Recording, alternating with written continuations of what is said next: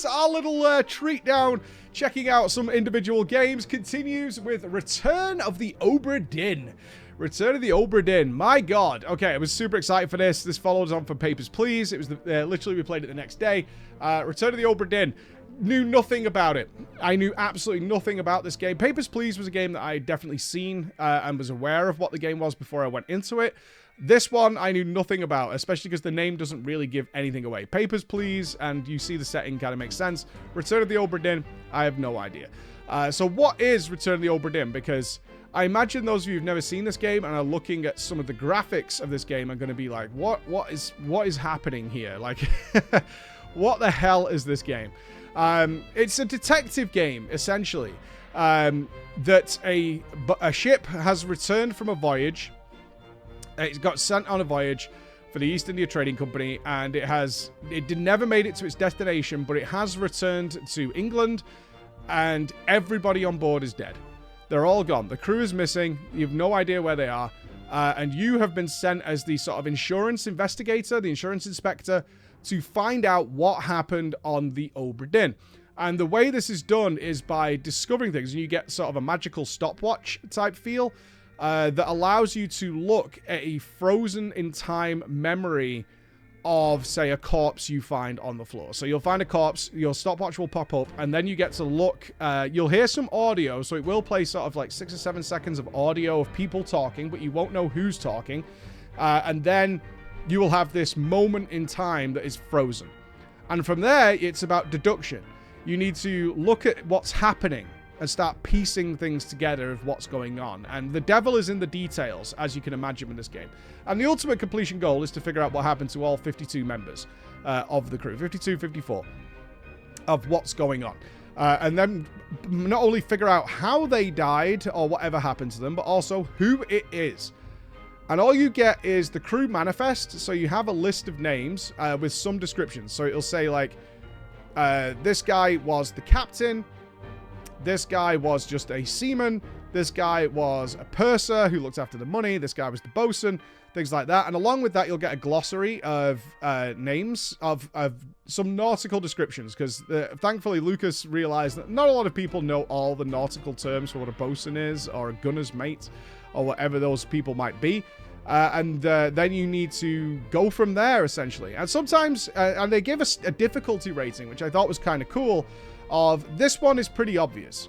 So if you're looking to start making headway and essentially eliminating people from the list, these are the easy ones. And you're going to need to see a few memories before it all sorts of makes sense. And then it'll upgrade. So it's got a 3-star system. So you get level 1, pretty easy. Level 2, a little bit harder. You're gonna have to do a little bit of work to figure this out. And then level 3s are like, this one's kind of obscure. You're really going to have to pay attention and go back through the memories. Because you get to see... One thing that really shocked me about this game is I was piecing some people together. I was like, oh, well, that makes sense. The description here makes sense, so that's that person. And the way it does it is it does it in 3s. So if you have 1 or 2 correct, it won't tell you until you get a 3rd correct, which then allows you to... You can either go one of 2 ways with this. You can either manipulate the system, which I know a lot of people did. Is like, well, I definitely know who these 2 are, but this one's really obscure. So what I'll do is I'll keep these 2, like, banked, and I can cycle through some options on the other ones and guess a little bit, and if I get it right, then it'll complete all 3. So you could do it that way to game the system. Or you can be the entire opposite way. There's some mix of all these things, right? But the pendulum could swing the other way. And you can be... Everything you need to know is in the memories. Like, you don't really need to guess. Because everything you need to know is there. And so the question is, like, oh, are you just looking for... And I'm sure some of you think about this. Are you just looking for, like, them to say the name in the audio? No. Not all. In fact, again, very similar to Papers, Please. It was the depth of the details that made it make sense, and why the graphical style is as it is. It can come down to like, well, wait a minute. These guys are all wearing a similar uniform. So they're probably doing the same job. And in fact, this guy is not. This guy looks a little bit more upper class, so he probably falls into like an officer position. Who's he stood next to? Because that's kind of important. Who's he stood next to? Wait a minute. This guy's sporting some kind of tribalistic tattoos. Does that mean he's from, say, an African country? And there's only a few people here from that country. When you listen to the audio, what does that accent sound like? How does that work? Does that travel into some way? What about here? Why would they be playing cards together unless they could all speak the same language? And these are the questions that you have to start asking yourself in order to deduce who everybody is. Now, I did not enjoy this game as much as Papers, Please. I'll be clear on that, because the way I did this was a mix of gamey and deduction, which means on some occasions I was like, well, this person is definitely this job. I've got like, let's say it was a seaman. This guy's definitely a seaman. You can tell that. They probably died this way. At a guess, that seems reasonable to me. So what I'm going to do is just sort of cycle through the names a little bit until it kind of locks in. And I did that a few times because it honestly was like the most efficient way of dealing with it in my eyes, rather than retracing my steps through every single memory. Because yes, everything is there. That is something I was very I was very aware of. Is like all the information I need to perfectly deduce who everybody is and be like 100% confident, which I was in sort of 70% of people. Is like that guy is definitely that person. I'm no two ways about it. I'm 100% on that. But these bunch of people, especially the really obscure ones, like could be several potential people, and I don't know where the memory is that like really points to who that is. So I'm kind of just going to cycle through a little bit. And that worked most of the time. I'll be honest. That worked most of the time to be like, but I mean, it's still part of the deduction. It's like, I'm 100% sure this person is this job, which limits it to potential 4 or 5 people. And therefore I can sort of figure it out from there. The thing I liked less about this one is I didn't like the art style by the end. Sometimes it's quirky and it's interesting, and it's designed to replicate very old school monitors. At first, it was like, oh, this is kind of interesting, cool. Later on, when I'm really trying to look at details, I was like, this is kind of bugging my eyes a little bit. You can change it to different monitor styles if that's your preference, but yeah, it's up to you. I mean, I get it. It's made by one person. I'm not looking for Call of Duty here, but yeah, it was something that didn't sit too well with me towards the end. And I know some people said like, yeah, this it can grate on you a little bit.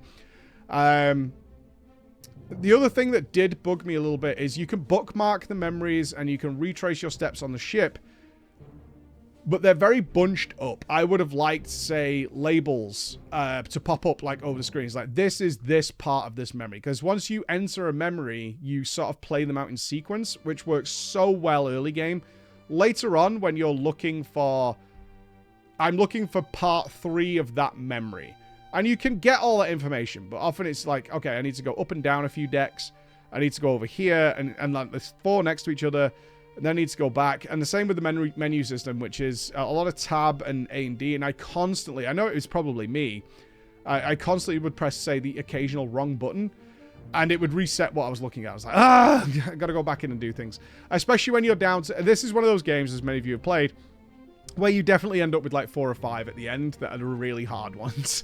And that's when you're going to spend a majority of your time trying to figure those out. Like the rest of them all fall into place nice and neat, great, and then you'll end up with like 4 or 5 at the end. That's not to say, though, that this is not an amazing game, because it is. The story that unfolds here of piecing together everybody's motive, the chain of events that led to what was happening, where they are in the timeline to arrive at their later destination, all makes perfect sense, especially with so many characters involved.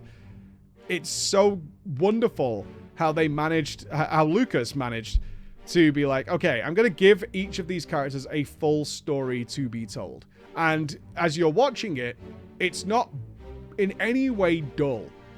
Again, there'll be attacks by fantastical creatures. There's murder mystery going on. There's theft and heist going on.